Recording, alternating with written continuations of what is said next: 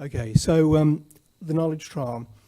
What we tried to do with this project is to come out with a collaborative model that addressed some of the issues that Ruth put up before out of the surveys that were done. And that was really to, I guess, look at improving that knowledge flow around the system, to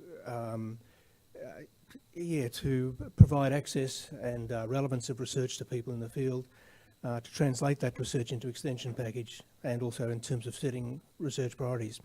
And I guess one of the things we looked at when we looked at this whole process is that, and what came through, when I'll discuss it later, but one of the things that came through was this very linear flow of information to the system. And that, I think, related in a whole lot of disconnect in terms of where people felt they were operating. So we had two groups that we looked at. We looked at a grazing group in Victoria, and we looked at a sugar group in up near Mackay. So the group we picked in Victoria was the Best Wool, Best Lamb Facilitator Network, and for people that are not in Victoria, this is a organisation or a group or a function that was started by Victorian DPI back in the mid-1990s. It's a network of approximately 60 farmer groups. It's funded by Vic DPI and AWI, and it gets certain funding from MLA to run particular specific events. So it's a bit unusual in that most of the people providing the facilitation are private providers, so supported through AWI and the Victorian Department. So we picked this group because it had an existing network, And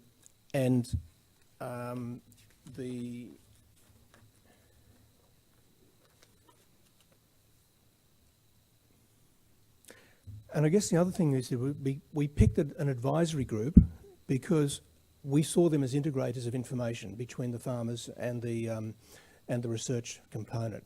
So they are able to pick up information from growers, or they should be picking it up, and they should be in a position to take the research. So that we saw them as integral, and that was one of the reasons why we put a real focus on this group.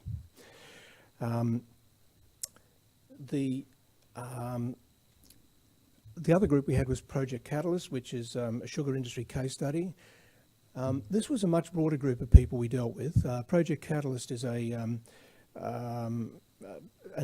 fundamentally an NRM project based out of Mackay, and involves private growers, NRM groups. It's even got wildlife, WWF, I forget what that stands for anyway, and Coca-Cola. So, and their main focus is improvement of water quality for the Great Barrier Reef. And we chose them because they were a much more isolated group, much more sort of seemed to be working a lot more independently when we had our discussions with them. So for each of those two groups, we had two workshops. For Victoria, we had them in Ballarat and Atwood, which is just out of Melbourne, and obviously we had the ones in Mackay.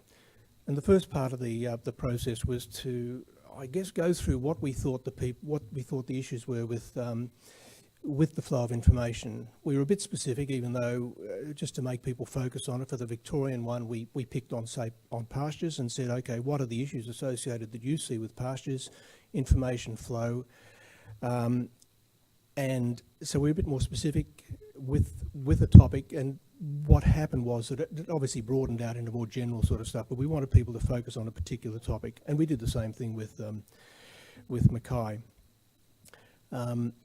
The Mackay group, as I said, the people varied a little bit from the two meetings. Victoria, we had mainly advisors out of the Best Wool network in the first instance. It broadened out into the second group where we had people that were retail agronomists, and we had people from SAMRIC, which is a advisory MLA advisory board on research priorities in Victoria, in Southern Australia. We didn't have specifically farmers there, but at Mackay we had a whole range of people from the mills to the NRM people to commercial providers and stuff like that. So we were able to test it against a whole range of people and a whole range of attitudes. So I guess there were some common themes that really came out of the out of both those meetings, and I guess the real issue was what we saw was almost a really strong disconnect of E with the research and development process. And I have a bit of a trouble with the word extension because it almost assumes that it's an active push of something, whereas it's really the acquisition of advice, I guess, and information that allows you to take advice out. So I've always thought about extension as the traditional model where research is done and somebody says, no, we've now got to get this information out. I think it's a lot more subtle and a lot more in most situations than that sort of process. So, but if you just take it as a provision of advice, then there was a real disconnect. They felt disconnected within, if nobody was consulting them about research priorities or in a very, very ad hoc way. Yet these people saw that, well, from what they saw on the field, they were in a much better position in a very good position to, provide input into where research priorities could go. And if you followed on for that, well, not only was that there was an identification of research priorities, they didn't actually have an input in developing how that research process should go. So what were the things that, if you developed a process or developed a priority, what were the things that should be considered when the research was being done that made it relevant to the farming community? And then the other one was that there was a really strong view that when research was done, it again tended to be a linear process. That the research was done, you'd have a workshop, so you wouldn't have a workshop, you'd have a presentation, and then people were meant to go away from it. There wasn't the opportunity to actually interrogate the data and fit it into the practical experience that people had. So there was this whole discontinuity, I think, in the process. And people saw it as a very linear process, the way in which it was happening. And I guess that the other one was that, this really does revolve around the fact that there is a whole lot of expertise out there that's probably not been captured, and a whole lot of background that's not been captured. Extension methods certainly came out in the Victorian one, and I guess that just is a good endorsement of the fact that the extension modules are being developed by Melbourne Uni. And the other couple of ones I think was interesting was that, and this was really explicit in Mackay, but certainly I think an underpinning comment in the Victorian situation, was that who sustains Indian industry knowledge? In Mackay they said somebody does a project, they've got the information. When they leave, where's that information go? So it's almost a corporate knowledge of an industry. Where does that go? Where does it reside, and how does it get maintained? And the other one I think that was really critical in terms of in strengthening or a hindrance to this process of better communication was industry funding structures, and particularly one of the issues there was around IP. So people weren't going to collaborate if it meant they had to, put their IP on the table, because they then lost a competitive advantage when they were funding for stuff. So there's a whole lot of issues there that relate to trust, relate to involvement, and being collaborative rather than competitive. So I think there's some real issues there. So I guess what we did was we looked at where the priorities ought to be, or what the information flow and development should look like. And and we really see it as a continuum and a really circular sort of a circular process. Get away from the linear thing where stuff gets handed down from the top because somebody's decided that's a good research project. There's an untapped resource there in terms of advisors and producers being able to influence or being able to inform where research priorities ought to be. And as I said, then once those ideas are then taken and put into research, then let's make sure that what's being examined is going to have relevance to the people in the field. Next step is research undertaken, and again doing some, and I think MLA has been good in this particular process, in that the idea of having advisors and producers really ride a little bit of, not shotgun, but ride in parallel with it to see how that research is being done, and how, if there are sort of some practical applications or implications of what's happening that can actually help sort of refine the research as it's going through. And I think that's, again, a pretty valuable process. And then, as I said, the next step is, after the research is done, I mean, traditionally what happens is that the research is presented and people go away. I think there would be far more value in the research outputs if people were able to sit down and actually workshop it and sit back and, from a range of aspects, really understand how that research fitted into a practical situation. Then I think you get a far greater route to market for that information. And as I said, it's got to develop an extension package. That may or may not be right, but I think the real issue is getting that information out and getting it into the field. Might be as an extension package, but it might be just come part of the stock in trade of you as a private advisor. So, and then what you need is that feedback to see how that's working. Are there things that have come back from the implementation and adoption of that information that may either lead you to relook at the data and come back with a better approach to it, or might it in fact inform better research opportunities?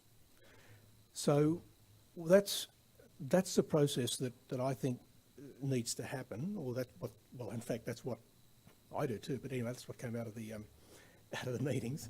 And so really what we need to do is, there's sort of four, and I guess to summarise what I've been talking about. The first thing is that, what we need is the collaborators need to be supported, and those advisory networks, regional, interregional, need to be strengthened. There needs to be a system to harvest the farmer advisory knowledge to broaden that innovation agenda.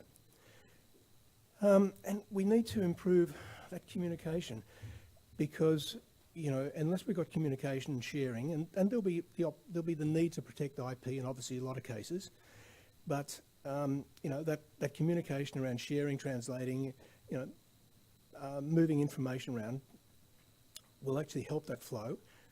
It'll also build trust, and I think an understanding between different groups. So I think that there's some real opportunities to really improve the way we're doing it and what we're doing. But this is not going to happen on its own. There's got to be some process where a lead is taken to make sure that we get that sort of a facilitation, if you like, of this sort of process. And so there is a need for a supporting, coordinating intermediary to drive and maintain networks, or even improve networks, or existing networks. And to me, it's not going to happen on its own.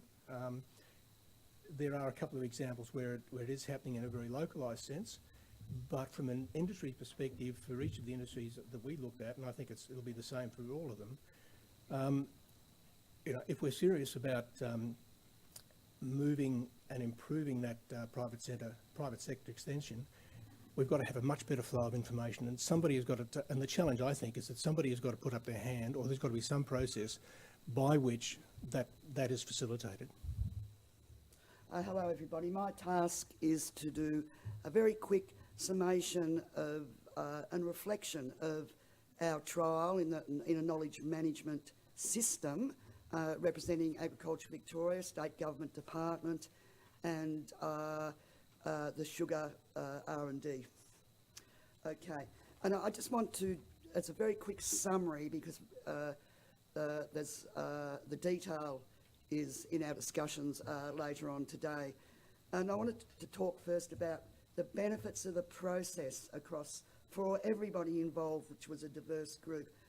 And the highlight was an understanding of this deep diversity within the private advisory sector and also within the RD and E and adoption systems we work in, and also the deep diversity within the knowledge system we work in.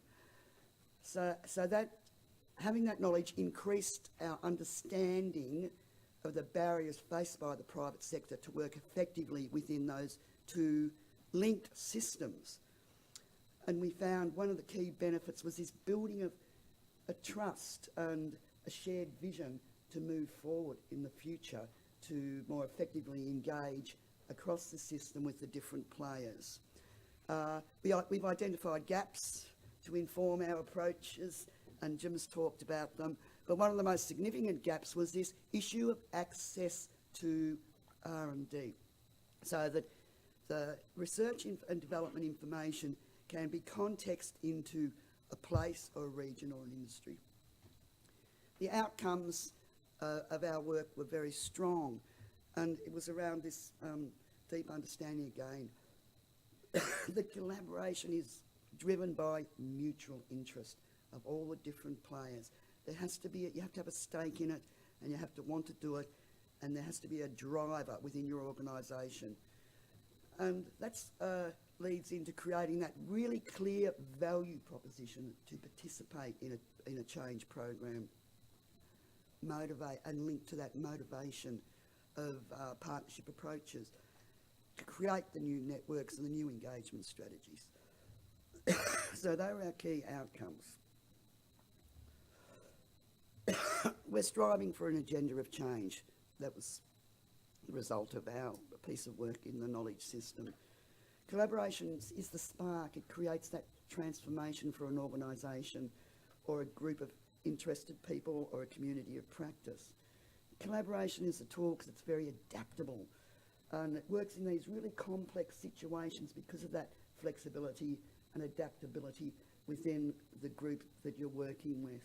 And it attracts this diversity of people and talents to test all the different approaches, because it's not, as Jim said, a one-size-fits-all in our trial and in all the trials as well. And it's drawing on that strong foundation of mutual trust and relationship development as part of that journey, and it develops a stronger foundation to build on that trust. So that's our collaboration agenda for change and our key narrative of outcome for our work over the last year and a half in the knowledge trial system. But at the end of the day, there's things we have to do, and Jim said the most important thing is building on the steps of collaboration, and this is improving understanding of the user needs. The people who are going to use the knowledge system, understanding their needs from a private sector perspective or an organisational perspective or a government perspective, to strengthen more that value proposition, because it's often linked to the mutual drivers of funding or opportunity or getting the right specialists in the right space at the right time, and supporting that concept of having intermediaries in the knowledge supply chain, and so that we can replicate, scale up things and activities or process models that we know improve connectivity across a RD&E system and an adoption system at the end of the day. So basically the design of our knowledge system.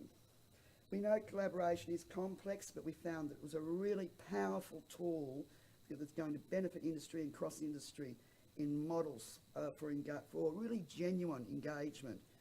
It's a collective effort, requires leadership, strong leadership up front, first instance, and an openness to change, specifically supporting the drive for that intermediary activity to ensure that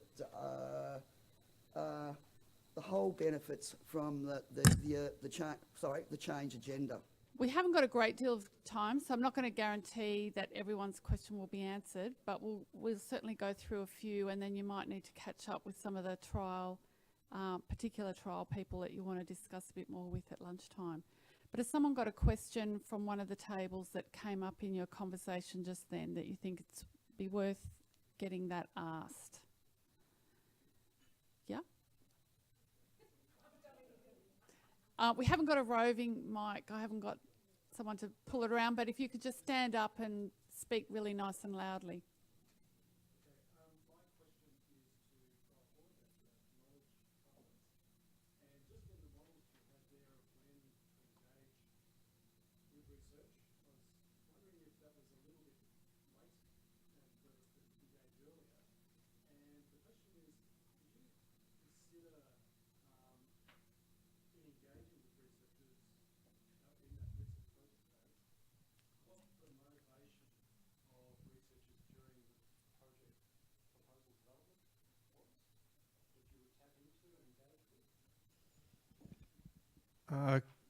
Is that working? Yeah.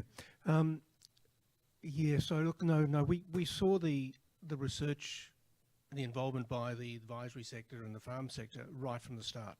So it wasn't just at the end. So we did see it right in terms of research ideas, if you like, some input into the trial design so that it actually met perceived needs, and then maybe having a look at it on the way through so that we could, where you could see whether or not there were issues that were coming up that we hadn't thought about or whatever. Sorry, I'm talking about me as a person sitting in that area, and then the sort of the understanding of what research came out of that. So I think I did hope, what I tried to say was I hope we was involved all the way around. And your next question is, why would researchers be involved with producers or extension people?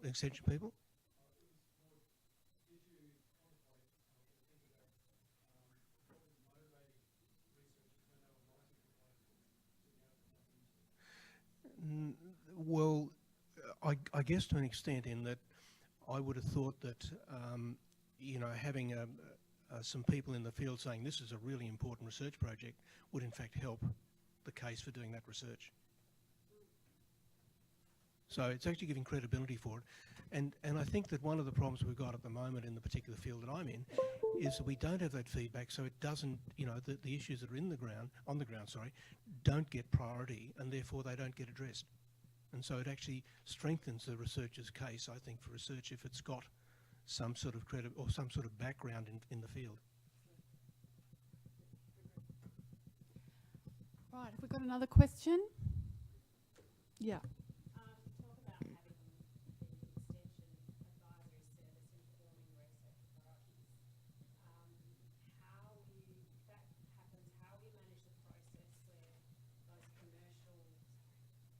Those commercial extension providers aren't commercially advantaged by setting those priorities in the first place. So what's been seen in Western Australia is that some private consultants sit on research priority setting frameworks, and they're then well positioned to actually be ready to apply for that as it comes through as a priority. Yeah. So it's being able to let the whole advisory ecosystem have access to those extension priorities or those R&D priorities as they come through. Yeah, and I think, are you saying that we shouldn't do that, or that we should have a process to do it, or? I think it's really important to have that in there because it's applied R&D priority setting, but I think we need to be mindful that there's a whole ecosystem of advisory services there that some commercial, some not-for-profit, some government, some institutional, that how do we just manage that process? Oh, and I think that's right. And as I said, one of the real issues we've got, and there's going to be sort of overlap, but one of the real issues we had is with people not wanting to share things because it was their IP and they didn't want to let it go. But there's got to be an area in between, I think, where information gets shared that there's probably general knowledge that's out there anyway, and you value add for everybody in the system by sharing that information.